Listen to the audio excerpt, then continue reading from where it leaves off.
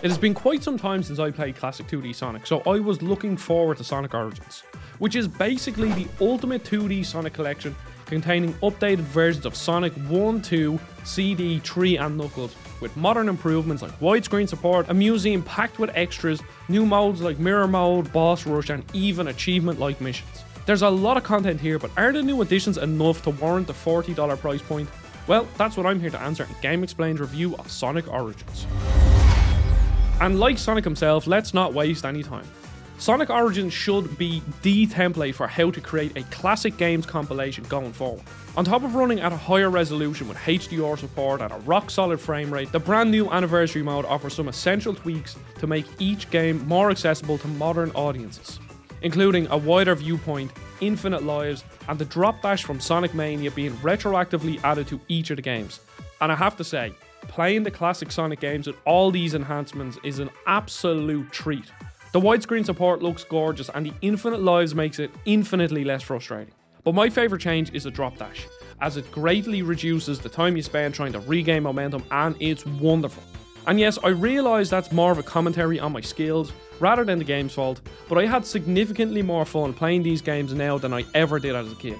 Especially since I grew up with the 50Hz European versions, whereas you'll be treated to the proper full speed 60Hz here regardless of which region you're in.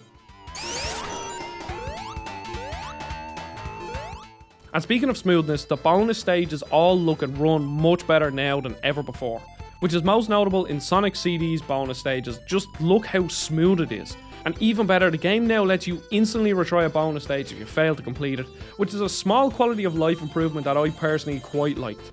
Also, while it may not be entirely new, you can play through the game as Knuckles. Yes, even Sonic 1, which is a nice addition.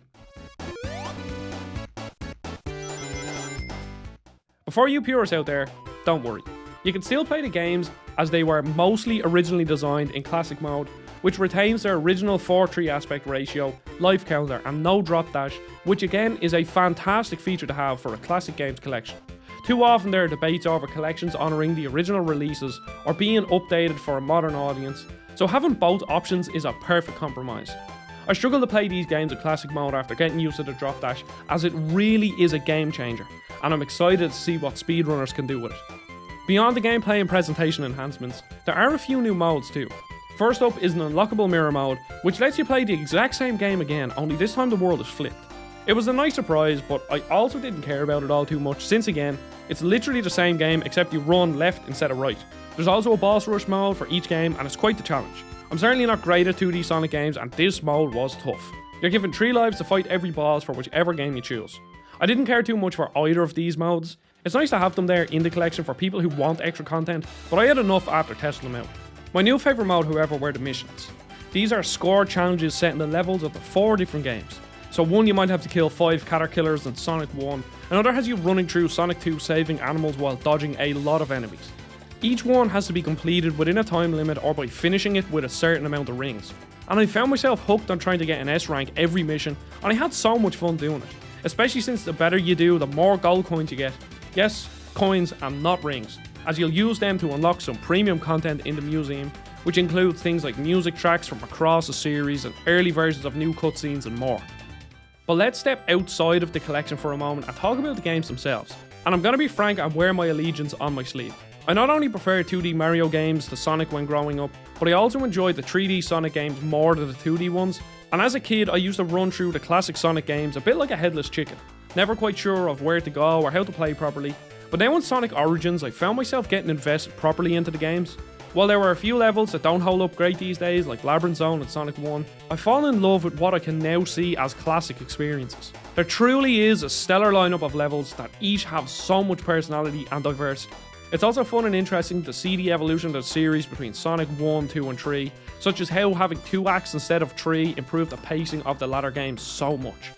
This was also my first experience ever playing Sonic CD, and I have to say it's my least favourite of the bunch. I'll start by saying that the original cutscenes for the game are amazing and it gave me high hopes for the game. However, I think it goes too far with a lot of what makes Sonic good. Their many branching paths were what made Sonic 1, 2 and 3 fun, but Sonic CD pushed the boat way too far. The levels feel 10 times larger than that of the other games, and the time travelling between past and future mechanic only adds to the complexity. While Sonic levels are definitely more labyrinthian than Mario, there's just too much going on in these that I just got lost constantly. Regardless of which mode you play them in though, the art of the original games is still absolutely gorgeous, especially Sonic 3 and Knuckles, as it's the peak of video game 2D art from the early 90s. At points, I just had to stop and look at the beauty, from the heavily detailed backgrounds to the slick animations. And speaking of animations, when playing in Anniversary mode, each game has a brand new, fully animated intro and outro cutscene, which are simply a sight to behold, even Sonic CD, although you can still watch the original cutscenes in Classic mode. Even cooler, these cutscenes now properly link the stories of the games together, such as how Sonic 2's outro cutscene shows Robotnik's Death Egg destroyed, and Sonic 3K's opening shows the same destroyed robot and Eggman's meeting with Knuckles. It really lends the entire collection of games a more cohesive feel than ever before, and it's a nice reward for long-time Sonic fans especially. We all know Sonic has some amazing tracks. To this day, Marble Zone is still my favourite, and hearing it again instantly transports me back to playing Sonic 1 on my Genesis plug and play. I've also gained a newfound appreciation for the later tracks that I wouldn't have listened to as much as the early levels. Now, of course, we have to mention the elephant in the room. Yes, Sonic 3 and Knuckles is missing a few tracks due to their alleged affiliation with Michael Jackson. So Sega said beat it to these tracks and compose new ones to replace them. They even went as far to use a sound chip from the Genesis to make it sound as accurate as possible. And I'm not going to lie, I have very little memory of Sonic 3 and Knuckles, so I don't have any nostalgia for the original tracks, which probably helped my impressions of the new ones as I didn't find them to feel out of place at all.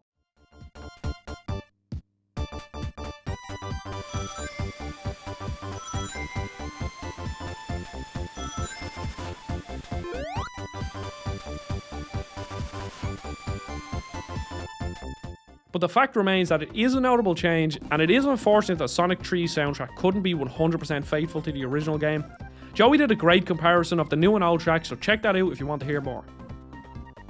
As a package, I don't think there's a better collection of classic games than Sonic Origins. There is so much love poured into every corner of the experience, from the overall visual upgrades to the new cutscenes and gameplay tweaks of the Anniversary modes, to the fun missions and unlockable museum content. I may have some issues with Sonic 1, 2 and 3 and Knuckles, like certain levels being slow and frustrating, and I may like Sonic CD less than the others, but there's still some fun games that many of us love. They included everything with both the Anniversary and Classic modes. The drop dash was amazing in Sonic Mania, and I love the addition of it here. It made the games much more fluid and enjoyable to play. For $40 you get 3 great games and 1 good game and plenty of extra modes. The mission challenges are something I didn't know I wanted, but I had so much fun chasing the S rank. It's one of the best collections of classic games I have ever played, as it made me love games that I previously only liked. There we have a review for Sonic Origins. Are the new additions enticing you into picking it up? Let us know in the comments down below. Don't forget to check out our Sonic 3 and Knuckles music comparison, and you may as well subscribe while you're at it. I really appreciate your time, and I'll see you all on the next video.